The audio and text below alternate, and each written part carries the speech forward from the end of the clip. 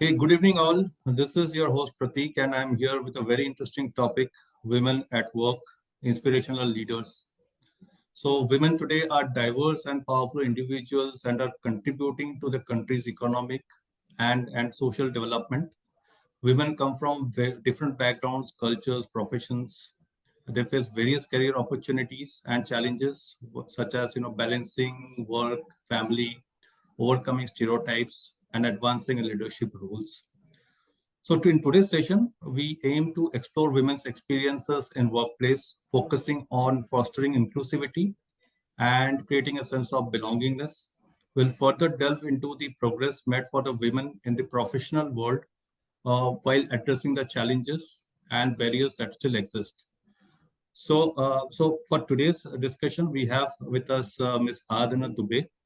Let me give you a short introduction about her. She has over 25 years of professional experience, presently holding the position of AVP of HRSS and CSR at Luminous Power Technologies for the last 4.5 years. Her career journey includes notable tenures in companies such as Panasonic, Vatica Group, and Asiana Group. She started her professional journey as an officer of the Indian Air Force before moving into the corporate world, a distinguished career of, by any standards. Welcome, Aradhana, to this Thank webinar. you so much. Thank you so much, Pratik. It is a privilege to be here. I just introduced you, and I think this was very small introduction that I could have possibly given. Because given the scale of your professional experience, your career, I would like you to probably ask in the last 24, 25 years of your professional journey from being an IAF officer till this particular position that you are currently holding with Luminous. How has your journey been? And what have you seen over a period of last few years, how women in workforce evolving as you evolved from the IAF position to the Luminous AVP position? Right. Right, Pratik. Of course, 25 years is a long time. And before that, even if I start from my educational years, I come from a generation, Pratik, where, women were in minority even when I picked up my PG course in psychology. So Yeah. I did my PG in psychology from Allahabad University, and there used to be more men than women in the course. From there, picking up a job, and then there was a small job I did before I joined Air Force also. However, Air Force was my first major career thing. So those days it had just started. Right. Armed forces had just opened up for women. I was the 8th batch of Indian Air Force. So there had been 7 batches before me. And yet the numbers were still under 100, less than 100. Oh.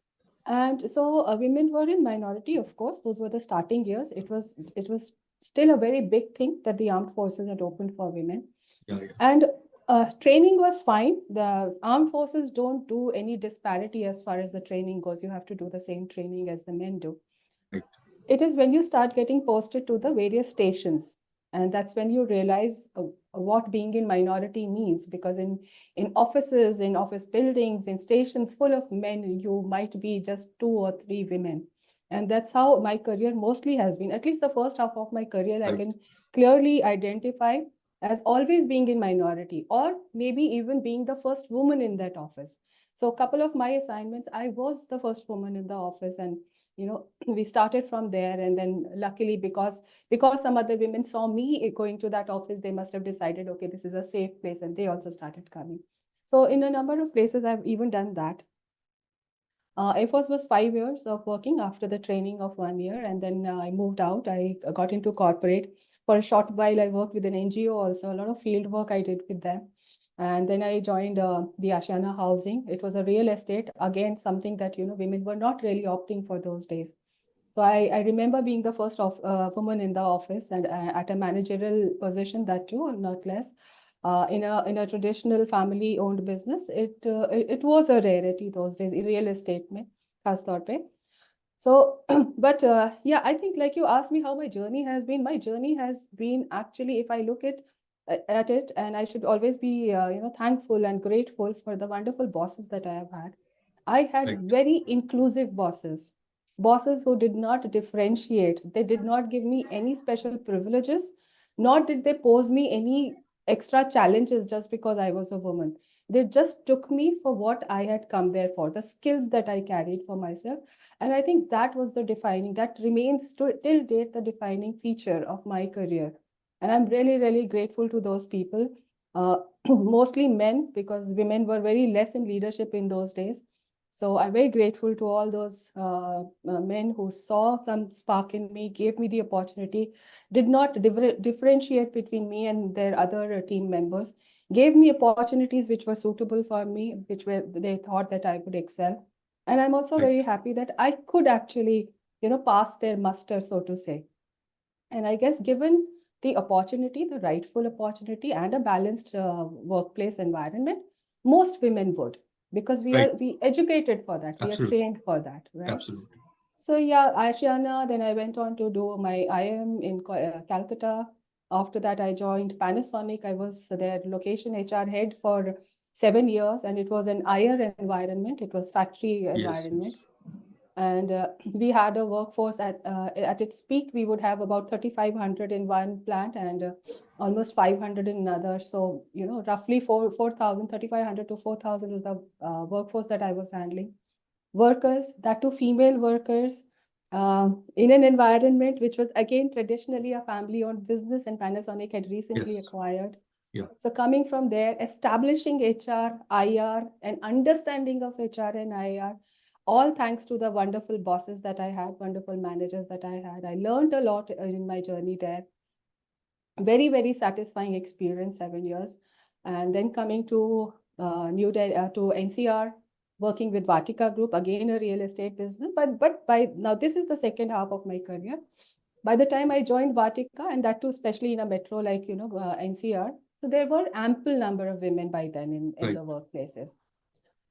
So yeah, it was more modern outlook. The Gen Z had started coming in, so understanding their temperament and all. So from then on, it has been a slightly different journey. Now I'm in Luminous for last 4 years plus, 4.5 years almost, doing the HR shared services and the CSR work here. HR is always satisfying, although it took me a while to Yes. understand that I wanted to do HR, like Yes. you, I Yes. think. Yeah. Yeah. So yeah. Yes. So, so it's an enormous journey. I think, Aradhana. So, I think one of the point that I am very curious to understand is, during this journey of yours, okay. So, you would have seen women also evolving, okay, in careers or in the corporate world. Could you throw some light on that?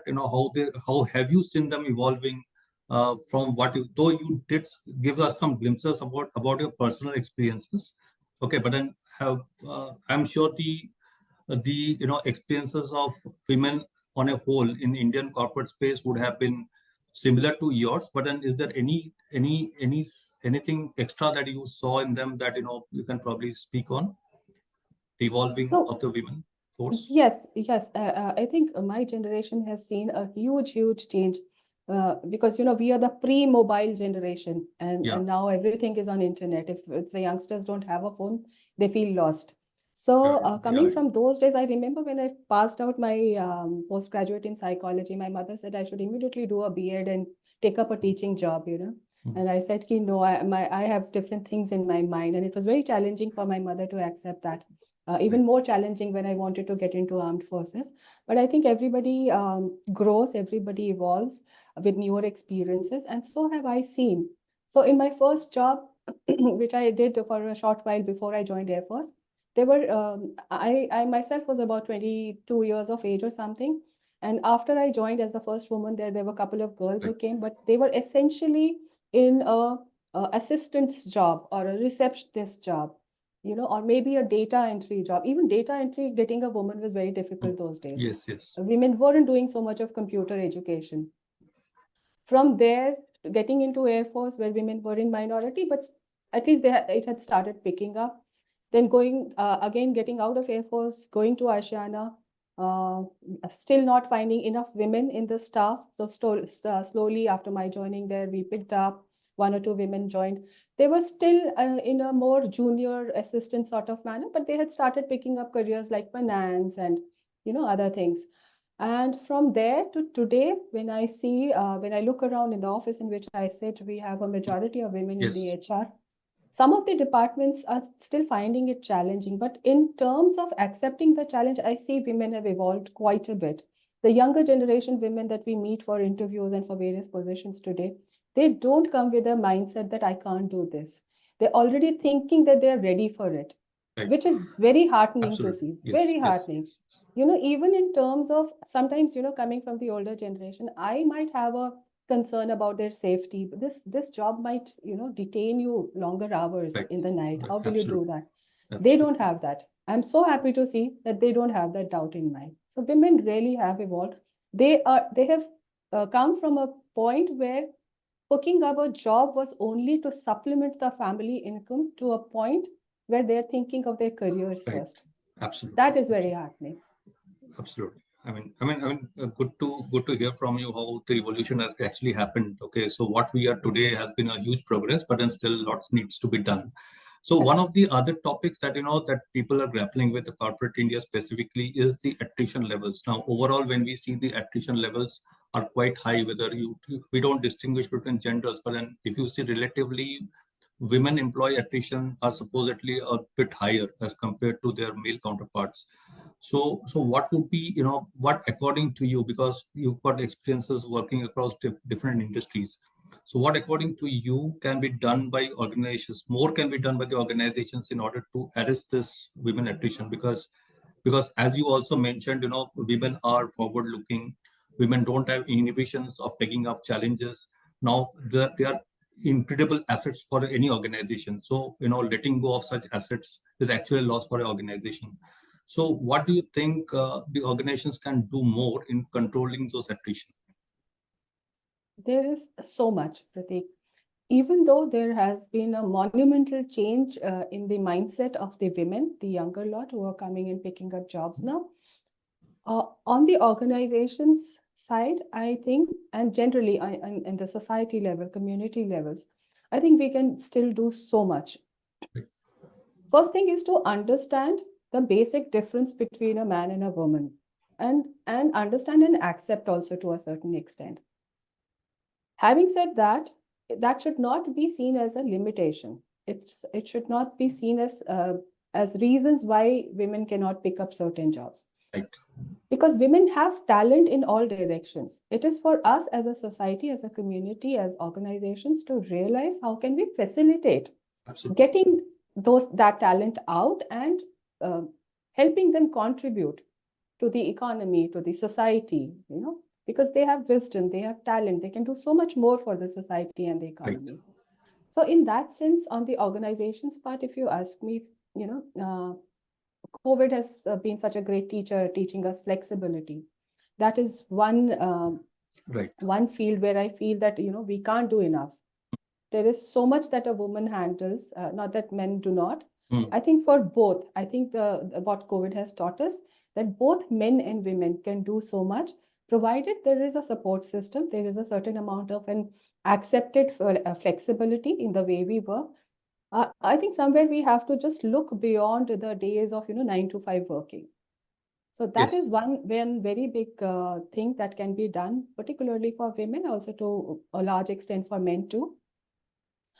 That is there. Then women, through socialization over ages, are a bit reticent to ask for what is rightfully there. Absolutely. So some of the most difficult conversations that women are reluctant to have, me included, are my next promotion, my next increment, why I deserve better than that person. We are Yes. very reluctant. We will get into it only when cornered. Otherwise, we will, leave it. It's all right. Right. I'll find another job. We Right. need to get into that. We need to Right. learn from our counterparts, that is men, when to know that you're ready for the position and when to ask for it without Right. feeling unduly conscious about it. Mentorship works very well in this Mm. case.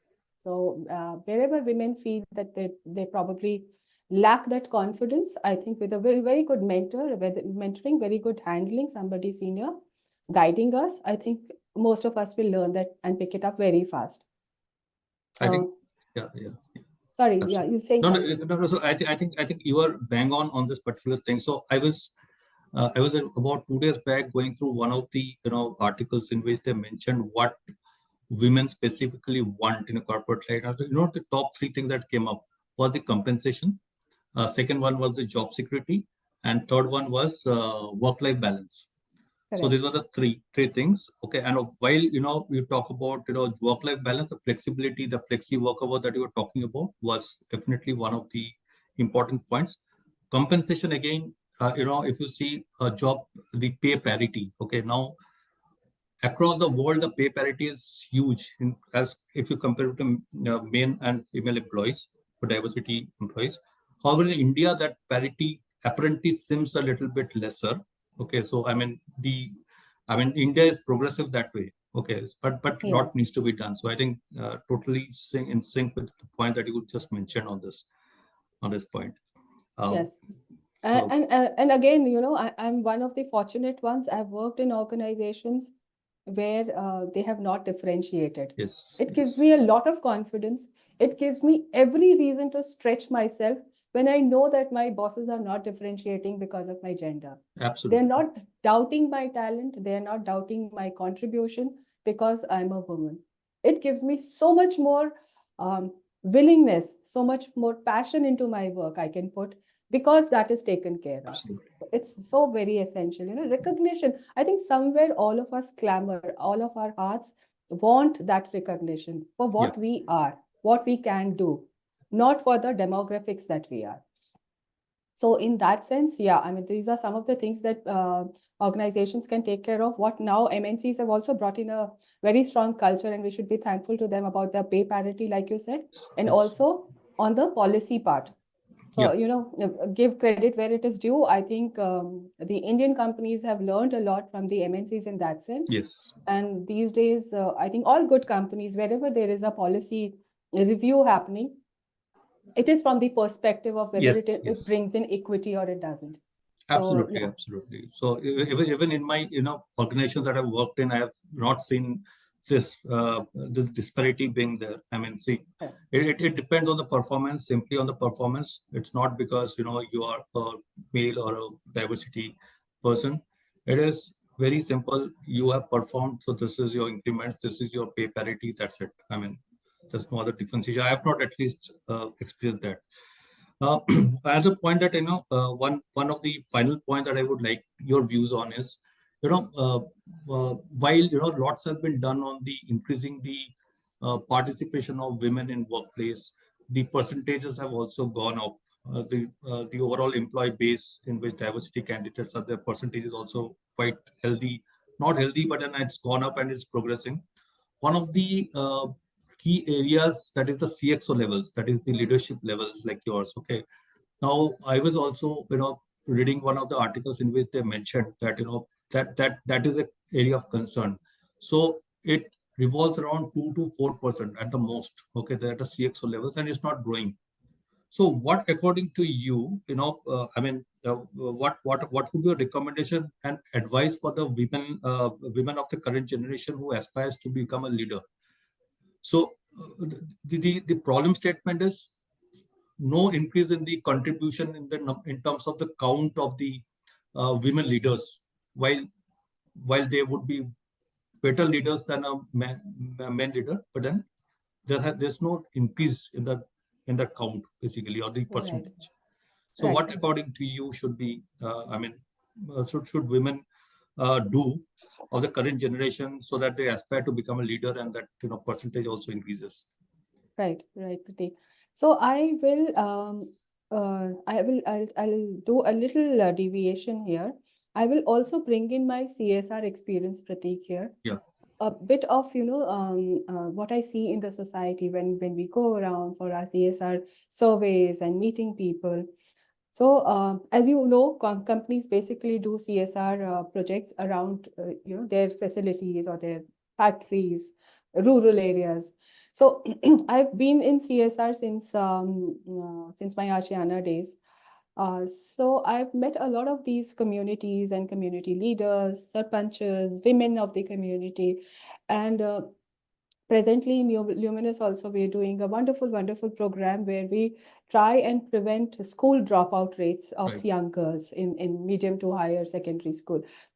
What I have realized over the years is that on one end, we are making huge progress in our Right. metro cities, in our colleges and all.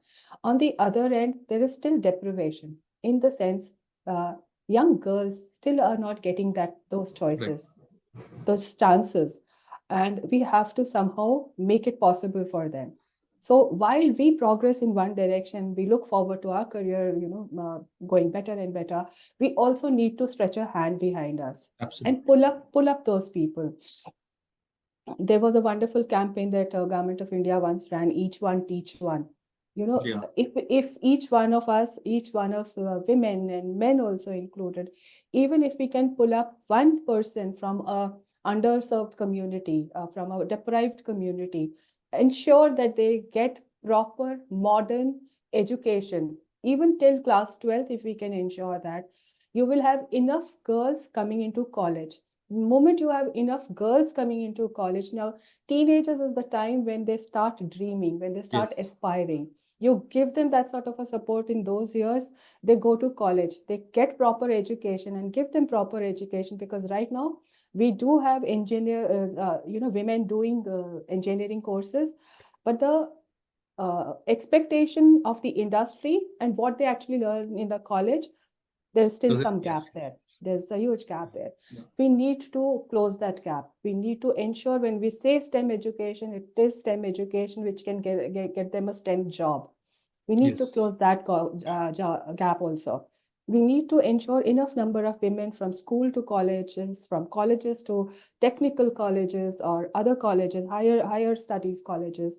And then we will have enough women coming into jobs. Once you have enough women, confident women, educated and trained women coming into the junior levels of the job, by default, the number of women who will progress will improve. It has over the years also, it has gone up. It will keep going up, but we should remember and we should not forget that there is still a lot of support that is required. It will Yes. not happen on its own. It will happen on its own, but at a slower pace, at a Yes. much slower pace. But we need to do it faster.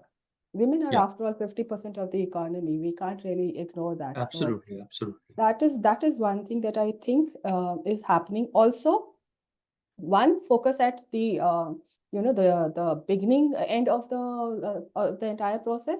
Also focus at the higher end of the process. Yes. Unless and until we consciously encourage women to take up leadership positions, like I said, so reluctant to claim what should Mm, be mm. rightfully theirs, Yes. Yes. we Yes. have to tell them it is okay. Feeling underconfident, I guess men also feel underconfident all the time, but they will not show it, and they will not stop themselves because of that. They will still go and claim what they think is Yeah. rightfully theirs. Yeah. So somewhere we need to teach that. We have to tell them it is okay to ask, even if somebody turns around and says no, that is the worst that can happen, right? So it is okay to ask. It is better to train yourself and then ask and be confident about it. So work at both the ends, pull up women to be leaders, because when we have more women leaders, we will Absolutely. automatically have more empathy and understanding in the system. And when there is a whole bunch of young talented women coming in the junior roles, over a period of time, we will have more suitable leaders also rising. So work at both the Absolutely. ends. I guess we need to do work there. Absolutely. I think one of the point that is picked up from your this thing is, the pool that is available has to increase, right? So once you increase that pool, how that pool increases is you go to you work on the basic education to college, then the right skill set that has to be nurtured, and then this women get to the corporate world, and then they can, as a natural transition, they can become leaders. So I think one of the telcos I saw the other day, the telco, they moved from 10% to a 16.5% diversity. Okay, in 1.5 years time, flat 1.5 years Wow. time, and what they did is, like you, similar thing that you mentioned. They were initially targeting 13 colleges, 13 colleges. Okay, now they've moved that up to 40 colleges, and they moved to the B and C class towns. You mentioned your CSR activities, right? So you Right. mentioned on the, the not so big towns, the metro towns, but then non-metro towns. So that is where they have gone, and that is how they could, achieve the target of 16% in 1.5 years flat. I think that's an inspiration for all of us. Wonderful. So I think, Aradhana, I think it's been great chatting with you. I think we got lots of good perspective. In fact, it was a learning experience for me as well. We celebrate Women's Day, but then we celebrate Women's Day, but then that's again one day we celebrate. But then I think women being 50% of our population, 50% of your GDP, or 50% of the country, I think women deserve more, and I think they're getting the rightful share. But then, like you said, they have to demand more, and that is where I take that point from you, and I would urge all the about to become women leaders to demand more, your rightful compensation, your rightful rights. Place, Yes, promotions. praise, Yes, promotion, absolutely. everything. Yes. In fact, So just one more thought, Pratik. We yeah, are all doing what we can do for the Women's Day, International Women's Day. We yeah, first week of March every year we are doing a yes, lot. And yesterday it just struck me, a thought came to my head. When will we stop celebrating Women's Day? So now the next step is, when do we stop celebrating yes, it as a Women's Day, anything special? It has to be normal. The norm has to absolutely. rise to that level that we stop celebrating Women's Day. Absolutely, you're bang on that. I mean, this is what I also feel. You don't need to celebrate Women's Day for that. Yeah. You should celebrate every day. Yes. So that's why it should be a Every day norm. for everybody. Yes. It should be a Absolutely, talent day. It should be a skill day. It should be a day where we celebrate human potential instead yes, of just the gender, right? yes. So probably, Aradhana, I think next few years they will probably see your dream and my dream coming true. So we'll have this as a BAU thing, right? Yes. And so, Adhan, it was nice catching up with you. Thank you so much for your words of wisdom. Uh, I mean, I look forward to connecting with you once again. Thank you so much for joining. Thanks, Pratik. Thank you for having me. It was wonderful chatting with you. Thank Thank you you so so much. much.